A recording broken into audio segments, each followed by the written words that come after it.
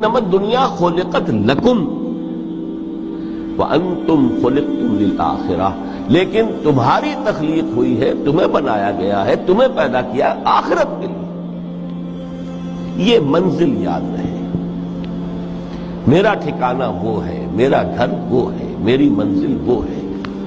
یہ راہ گزر ہے، یہ سفر ہے، یہ ایک وقفہ ہے، امتحانی وقفہ ہے۔